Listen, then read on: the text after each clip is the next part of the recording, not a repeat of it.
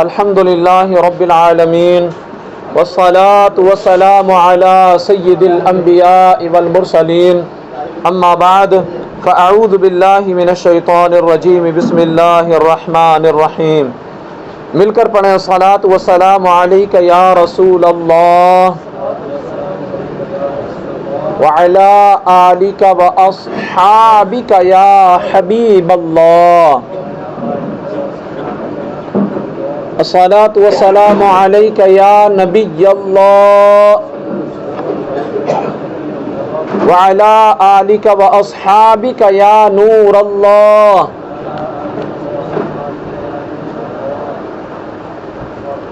فرمان مصطفیٰ صلی اللہ علیہ وسلم، تم اپنی مجلسوں کو مجھ پر درود پاک پڑھ کر آراستہ کرو کہ تمہارا مجھ پر درود پاک پڑھنا قیامت کے دن تمہارے لیے نور ہوگا. صلو علی الحبیب صلی اللہ تعالی علی محمد صلی اللہ تعالی علیہ وسلم. پیارے پیارے محترم اسلامی بھائیوں، آج یہ بڑی سعادت مندی کی بات ہے کہ اللہ پاک نے ہمیں توفیق دی اور ہم نے روزہ رکھا. لیکن روزے کے بھی کچھ آداب ہوتے ہیں کہ جب بندہ روزہ رکھے تو روزے کی حلاوت اس کو کب نصیب ہوتی ہے، روزے کی مٹھاس اس کو کب نصیب ہوتی ہے، اور روزے کی نورانیت ہے کیا. تو میں آپ کو بتاؤں، روزے کی مٹھاس بندہ تب محسوس کرتا ہے جب وہ عبادت میں اپنا جی لگاتا ہے، جب وہ نمازوں کی پابندی کرتا ہے، درود پاک کی کثرت کرتا ہے، کلام مقدس کی تلاوت کرتا ہے، اچھی محفلوں میں شرکت کرتا ہے. اس سے روزے میں نورانیت پیدا ہوتی ہے اور دل ہمارا گواہی دیتا ہے کہ ہاں واقعی آج روزہ ہے. ورنہ کئی ایک اسلامی بھائی ایسے ہوں گے جنہوں نے روزہ تو رکھا ہوگا، جنہوں نے روزے سے تو ہوں گے لیکن وہ سونے میں وقت گزار رہے ہوں گے، چوراہے پہ کھڑے ہو کر کے اپنے ساتھیوں کے ساتھ گپ شپ میں وقت گزار رہے ہوں گے، یا پھر موبائل میں گیم کھیلنے میں وقت گزار رہے ہوں گے.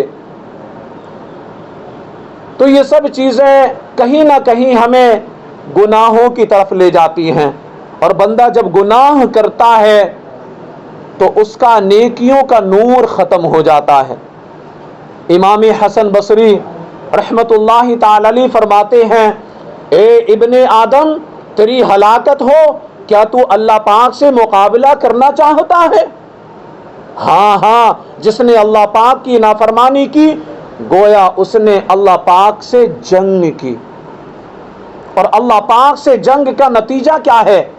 تباہی اور بربادی. کہ جو اللہ پاک سے جنگ کرتا ہے وہ تباہ کر دیا جاتا ہے، برباد کر دیا جاتا ہے.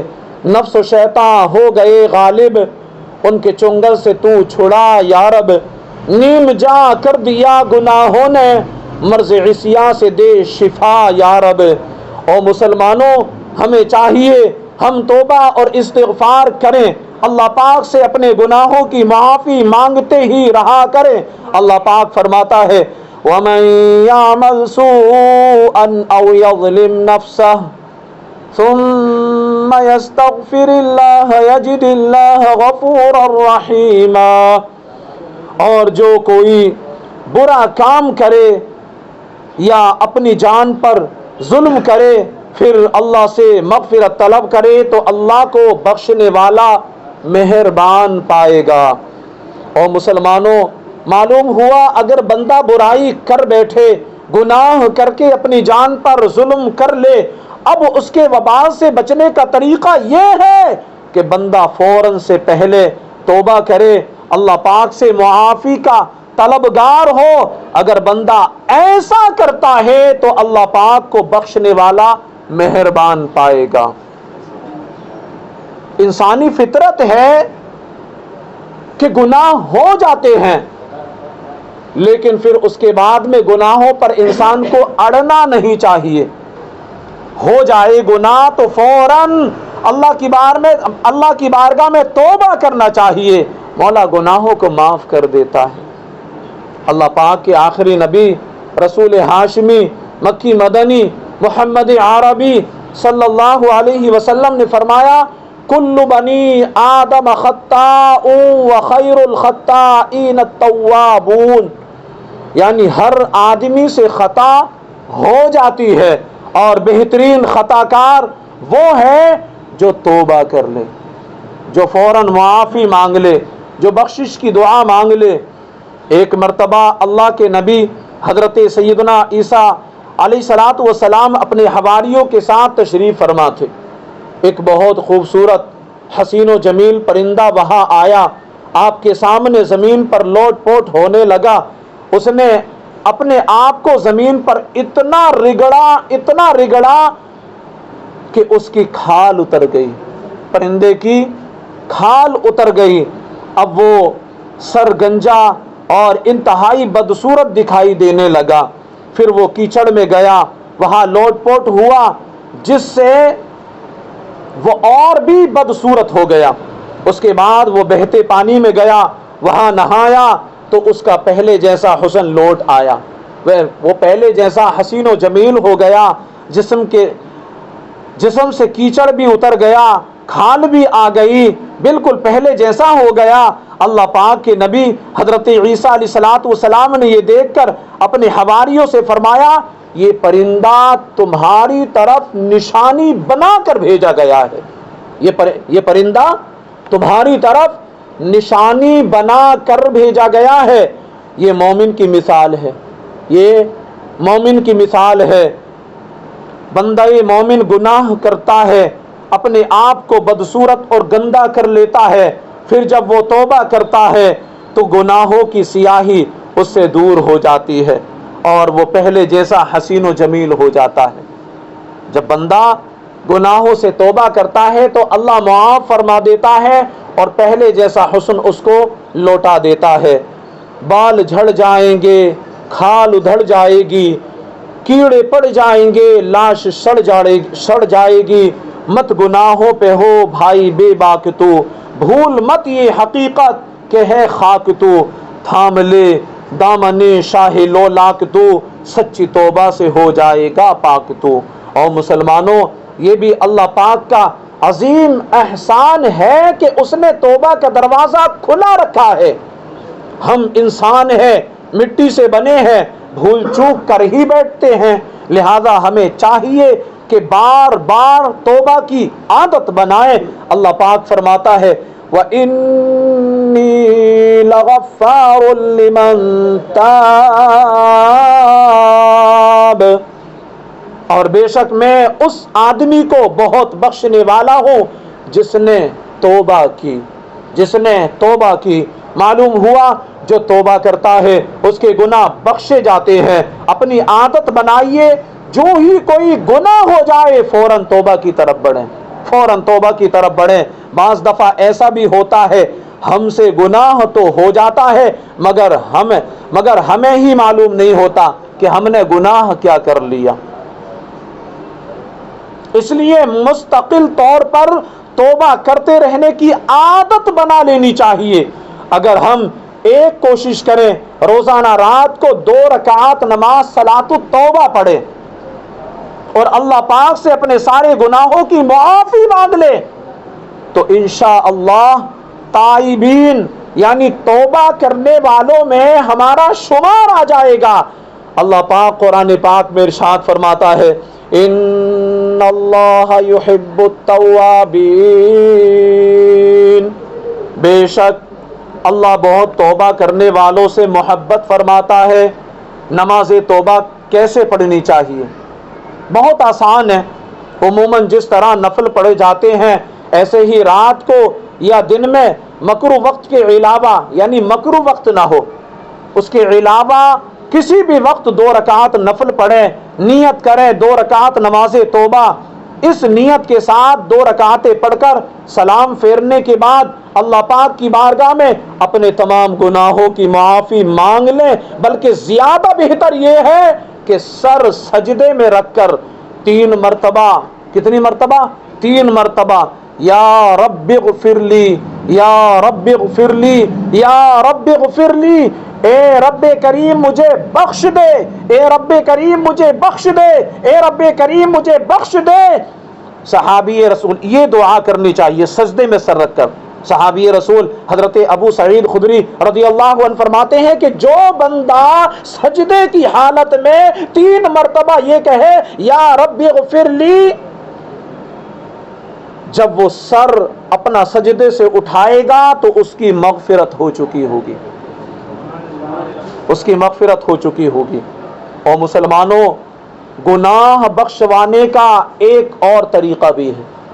اعمال ناموں کا نیا سال شروع ہو چکا ہے، اگر ہم یہ طریقہ بھی اپنی عادت میں شامل کر لیں تو انشاءاللہ الکریم اعمال نامہ گناہوں سے پاک رکھنے میں کامیاب ہو جائیں گے۔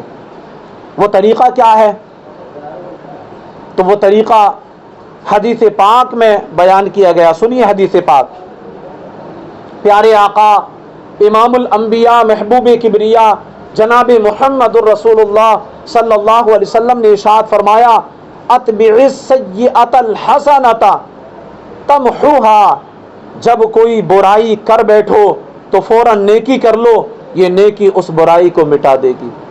کوئی بھی گناہ ہو جائے، کوئی بھی خطا سرزد ہو جائے، فوراً آپ صدقہ کرو، کلام مقدس کی تلاوت کرو، نماز پڑھو، اللہ کی بارگاہ میں توبہ کرو، میرا مولا اس نیکی کی برکت سے اس گناہ کو معاف فرما دے گا، اس خطا کو درگزر فرما دے گا۔ لہذا یہ بھی عادت بنا لیجئے، جب بھی گناہ ہو جائے فوراً نیکی کی طرف بڑھیں، فوراً نیکی کی طرف بڑھیں۔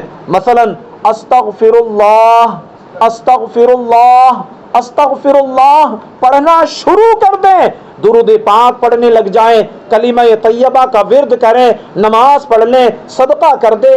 غرض خدا نخواستہ گناہ ہو ہی جائے تو فوراً نیکی کی طرف بڑھیں، فوراً نیکی کی طرف بڑھیں۔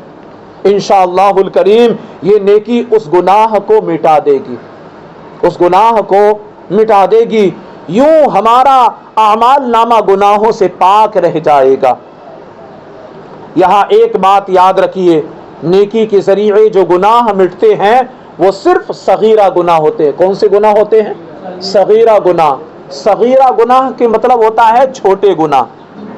کبیرہ گناہ مثلا نماز قضا کرنا، کبیرہ گناہ جو ہوتے ہیں وہ بڑے ہوتے ہیں، جیسے نماز قضا کر دینا، شراب پینا، کسی کو ناحق تکلیف دینا، ایسے گناہوں سے باقاعدہ توبہ کرنا ہی ضروری نہیں، بلکہ جن گناہوں کا ازالہ ضروری ہو وہ بھی لازم ہے۔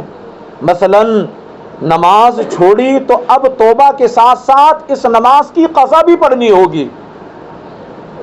جو چھوٹی ہوئی نماز ہے اس نماز کو بھی قضا پڑھنا ہوگا، اس کے ساتھ میں رب کائنات کی بارگاہ میں اپنے ہاتھوں کو دراز کر کے معافی تلافی کرے، مولا نماز مجھ سے قضا ہو گئی، مجھے معاف کر دے۔ کسی کو ناحق تکلیف پہنچائی تو توبہ کے ساتھ ساتھ اس سے معافی بھی مانگنا ہوگی، مولا مجھے معاف کر دے، اس کے ساتھ ساتھ میں بندے سے بھی معافی مانگے۔ اللہ پاک ہمیں گناہوں سے بچنے اور سچی توبہ کرتے رہنے کی توفیق نصیب فرمائے، آمین بجاہ النبی الامین صلی اللہ علیہ وسلم۔ اچھا یہاں پر آپ کو میں ایک خوشخبری سنا دوں، وہ خوشخبری یہاں بیان کی گئی کہ نماز اسلام کا دوسرا ستون اور اسلام کی اعلیٰ ترین عبادت ہے۔ پہلا ستون نماز کا کیا ہے؟ اسلام کا کیا ہے نا؟ اسلام 5 چیزوں پر ہے، اسلام کی بنیاد 5 چیزوں پر۔ نمبر 1، اس بات کی گواہی دینا کہ اللہ عز و جل کی سوا کوئی معبود برحق نہیں، کوئی عبادت کے لائق نہیں، اور حضرت محمد صلی اللہ علیہ وسلم اللہ کے رسول ہیں، اللہ کے خاص بندے اور رسول ہیں، اس بات کی گواہی دینا۔ یہ پہلا بنیاد، اسلام کی بنیادی پہلی بات ہے۔ دوسری بنیادی بات، نماز قائم رکھنا، نماز قائم رکھنا۔ قائم رکھنا کا مطلب سمجھتے ہیں؟ پابندی کے ساتھ نماز پڑھتے رہنا، نہ چھوڑنا۔ اگر عذر شرعی ہے تو وہ الگ مسئلہ ہے، جان بوجھ کر نماز نہ چھوڑے، جان بوجھ کے نماز چھوڑنے والے کے تعلق سے حدیث پاک میں بڑی وعیدیں آئی ہیں۔ میرے سرکار مدینے کے تاجدار دو عالم کے مالک و مختار صلی اللہ علیہ وسلم نے ارشاد فرمایا، جو ایک وقت کی نماز جان بوجھ کر قضا کر دیتا ہے، یہ نہیں کہا کہ نہیں پڑھتا ہے، پڑھتا تو ہے لیکن قضا کر کے پڑھتا ہے، فرمایا اس کا نام جہنم کے دروازے پر لکھ دیا جاتا ہے نا۔ تو دوسرا رکن اسلام کا کون سا ہے؟ نماز قائم کرنا۔ اور تیسرا رکن ہے، اللہ نے مال سے نوازا ہے، دولت سے نوازا ہے، پراپرٹی سے نوازا ہے تو زکوٰۃ دینا۔ زکوٰۃ مال کو پاک کرتی ہے۔ بہت سارے لوگ سوچتے ہیں اگر زکوٰۃ دیں گے تو غریب ہو جائیں گے، زکوٰۃ دیں گے تو مال کم ہو جائے گا، گھر کے خرچے کیسے چلیں گے۔ اور جناب یہ آپ نہ سوچیں، جس مالک حقیقی نے آپ کو مال دیا ہے وہ آپ کو اور آسودہ کر دے گا، وہ اور زیادہ آپ کو مال عطا فرمائے گا۔ آپ کیوں ایسی باتیں سوچتے ہیں؟ ایسی چھوٹی چھوٹی باتیں نہ سوچا کریں۔ اللہ پاک نے مال دیا ہے تو اس کو پاک رکھیں۔ یاد رکھیں جو چیز پاک ہوتی ہے اس کو بیماری نہیں لگتی۔ آپ ذرا ایک مہینے تک نہ نہائیں، چھوڑ دیں نہانا، پھر دیکھیے آپ کو کیسی کیسی بیماریاں پکڑتی ہیں، پکڑیں گی کہ نہیں؟ بس یہی مال کی بھی بات ہے۔ اس مال میں سے اگر آپ زکوٰۃ نہیں نکالیں گے، یہ زکوٰۃ کیا ہے؟ مال کو صاف کرنے کا ایک آلہ ہے، ایک مال کو صاف ستھرا کرنے کا ایک ذریعہ ہے۔ بندہ جب زکوٰۃ نکال دیتا ہے تو مال صاف ہو جاتا ہے، شفاف ہو جاتا ہے۔ اب اس مال کو نہ چوری کیا جائے گا، نہ وہ مال جلے گا، نہ وہ مال ڈوبے گا، نہ وہ مال چوری ہوگا، بلکہ وہ مال سیف ہو جائے گا، اللہ اس کی حفاظت فرمائے گا۔ یہاں تک کہ وہ مال ہاسپٹلوں میں بھی نہیں جائے گا، وہ مال رشوتوں میں بھی نہیں جائے گا، اللہ نے چاہا تو کام بنتے ہوئے نظر آئیں گے۔ تو تیسرا رکن زکوٰۃ ادا کرنا۔ جو زکوٰۃ کا انکار کرے وہ کافر ہے، جو زکوٰۃ نہیں دے وہ سخت گناہگار اور جہنم کا حقدار ہے۔ تو ہمیں اپنے مالوں میں سے زکوٰۃ بھی نکالنا ہے۔ چوتھا رکن اسلام کا، اسلام کی چوتھی بنیاد حج کرنا۔ کیا؟ حج کرنا۔ اللہ نے مال سے نوازا ہے تو یہاں سے لے کر کے مکے تک، خانہ کعبے تک جتنی بھی آپ کی رقم خرچ ہو کر ڈالے خرچ۔ آپ 1 لاکھ 2 لاکھ 4 لاکھ 10 لاکھ 20 لاکھ جتنے بھی خرچ ہوں، اللہ کے گھر کا طواف کرنے، حج کرنے کے لیے اس مال کو خرچ کر ڈالے۔ یہ آپ کی فضول خرچی نہیں ہوگی، بلکہ یہ مال خرچ کرنا اللہ کی بارگاہ میں قبول ہوگا، اور ایسا قبول ہوگا۔ حدیث پاک میں آتا ہے بندہ جب حج کرتا ہے اللہ گناہوں سے اس کو معاف فرما دیتا ہے۔ ہاں، تو یہ چوتھا رکن تھا۔ اور پانچواں جو اسلام کی بنیاد ہے وہ کیا ہے؟ سال میں 1 ماہ کے روزے رکھنا۔ اور وہ مہینہ کون سا ہوتا ہے؟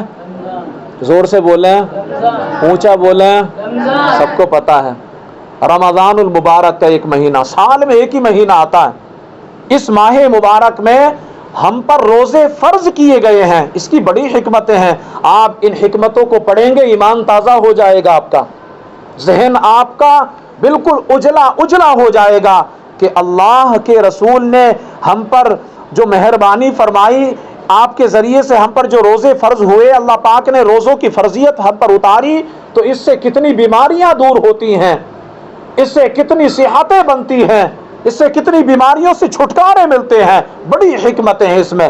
تو مسلمانوں پر ایک مہینے کے روزے فرض ہیں۔ یہ 5ویں بنیاد ہے اسلام کی۔ تو ان 5 بنیادی باتوں کو ہمیں یاد بھی رکھنا چاہیے اور ان پر عمل بھی کرنا چاہیے۔ تو بہرحال نماز اسلام کا دوسرا ستون اور اسلام کی اعلیٰ ترین عبادت ہے۔ اس کی اہمیت کو مد نظر رکھتے ہوئے دعوت اسلامی کے شعبہ IT ڈپارٹمنٹ نے نمازوں کے اوقات کی معلومات پر مشتمل ایک ایپلیکیشن اوقات الصلاۃ لانچ کی ہے۔ آپ اس کو اپنے موبائل میں انسٹال کر سکتے ہیں، اوقات الصلاۃ۔ یہ ایپلیکیشن اعلیٰ حضرت امام عشق و محبت مجدد دین و ملت مولانا شاہ امام احمد رضا خان کی تحقیق پر مبنی ہے۔ اس ایپلیکیشن میں 5 نمازوں کے روزانہ اور ماہانہ اوقات، تلاوت قرآن پاک اور تفسیر قرآن، تجوید و قراءت، عقائد و معمولات اہل سنت کے بارے میں اہم سوالات کے جوابات کے آپشنز موجود ہیں، کہ سوالات بھی ہیں پھر اس کے جوابات بھی ہیں، اور 6 مختلف زبانوں میں اس ایپلیکیشن کو دیکھا جا سکتا ہے۔ آپ اردو میں بھی دیکھ سکتے ہیں، ہندی میں بھی دیکھ سکتے ہیں، انگلش میں بھی دیکھ سکتے ہیں، گجراتی میں بھی دیکھ سکتے ہیں، اور دوسری زبانوں میں 6 زبانوں میں یہ لانچ کی گئی ہے یہ ایپلیکیشن۔ دنیا بھر کے کئی مقامات کے اوقات اور سمت قبلہ معلوم کرنے، نماز قضا نمازوں کا جائزہ لینے اور ان کی ادائیگی معاون و مددگار یہ ایپلیکیشن ہے۔ جماعت کے دوران آٹو موبائل سائلنٹ رکھنے کا آپشن موجود ہے، اس میں جماعت کا وقت درج کر کے موبائل کو آٹو سائلنٹ پر لگایا جا سکتا ہے کہ جیسے ہی جماعت کا وقت ہوگا بولے گا۔ ہجری کیلنڈر، اسلامی ایام کے بارے میں معلومات، اذکار نماز اور روحانی علاج کا آپشن بھی موجود ہے۔ اذکار کو پڑھنے کے لیے تسبیح کاؤنٹر بھی اس میں موجود ہے کہ آپ تسبیح بھی پڑھ سکتے ہیں، اس میں تسبیح بھی موجود ہے اس ایپلیکیشن میں۔ نماز کے احکام اور اسلامی پوسٹیں، حنفی اور شافعی اوقات الصلاۃ کا آپشن بھی دیا گیا ہے۔ ہر نماز کے ابتدائی وقت اور انتہائی وقت کی نوٹیفیکیشن مل سکتے ہیں اس ایپلیکیشن میں۔ آپ کسی بھی جگہ کو پسندیدہ سیٹ کر سکتے ہیں اور انٹرنیٹ کے بغیر بھی اسے دوبارہ استعمال کر سکتے ہیں۔ اچھی نیتوں کے ساتھ ایپلیکیشن خود بھی استعمال کریں اور اپنے دوستوں اور اپنے پیاروں کے ساتھ اس ایپلیکیشن کو شیئر بھی کریں۔ تو انشاءاللہ الکریم اس ایپلیکیشن سے بھی ہمیں لابھ اٹھانا ہے۔ صلو علی الحبیب صلی اللہ علی محمد صلی اللہ علیہ وسلم۔ آخری بات عرض کر دوں، مسئلہ فرض اور نفل روزوں کی نیت نصف النہار تک کر سکتے ہیں، یعنی جب تک جو ہے نا سورج چڑھنا شروع نہ ہو تب تک جو ہے ہم اس کی نیت کر سکتے ہیں۔ الحمدللہ وضاحت اس کی، شعبان کا مہینہ جاری ہے، خوش نصیب حضرات اس مہینے میں نفل روزے رکھتے ہیں۔ ان قریب انشاءاللہ رمضان بھی تشریف لانے والا ہے، آنے والا ہے نا رمضان۔ آج 15 شعبان المعظم ہو گئی۔ بعض دفعہ ایسا ہو جاتا ہے کہ روزہ تو ہم نے رکھا تھا مگر آنکھ اس وقت کھلی جب سحری کا وقت ختم ہو چکا۔ روزہ رکھنے کی نیت تو تھی پکی لیکن آنکھ ہی ایسی وقت کھلی کہ جب کہ فجر ختم ہو چکی تھی، سحری ختم ہو چکی تھی، فجر شروع ہو گئی تھی۔ اس صورت میں پریشانی ہو، مسئلہ ذہن میں بٹھا لیجئے، نفل روزہ رکھنا ہو یا رمضان المبارک کا روزہ رکھنا ہو، اس کی نیت نصف النہار شرعی تک ہو سکتی ہے، لہذا سحری کا وقت ختم ہونے کے بعد بھی آنکھ کھلے تو اسی وقت کچھ بھی کھائے پیے بغیر روزے کی نیت کر لیجئے، روزہ ہو جائے گا۔ نصف النہار شرعی یعنی شرعی لحاظ سے دن کا آدھا دن گزر گیا ہے نا، اس کا وقت بدلتا رہتا ہے۔ اوقات نماز کے کیلنڈر کو دیکھ کر اس کا پتہ لگایا جا سکتا ہے۔ روزے کے فضائل، آداب اور احکام و مسائل کی تفصیلی معلومات کے لیے امیر اہل سنت دامت برکاتہم العالیہ کی کتاب فیضان رمضان کا مطالعہ کیجئے۔ اللہ پاک ہمیں درست اسلامی احکام سیکھنے اور ان پر عمل کرنے کی توفیق نصیب فرمائے۔ ایک روحانی وظیفہ سن لیں اور اس کے بعد بات ختم کر لیں۔ خدا نخواستہ زہریلا جانور کاٹ لے تو زہر کے گرد انگلی گھماتے ہوئے ایک ہی سانس میں 7 مرتبہ 7 بار بسم اللہ الرحمن الرحیم پڑھ کر دم کر لیجئے، انشاءاللہ زہر کا اثر ختم ہو جائے گا۔ اللہ پاک ہمیں عمل کی توفیق عطا فرمائے۔ صلو علی الحبیب صلی اللہ علی محمد۔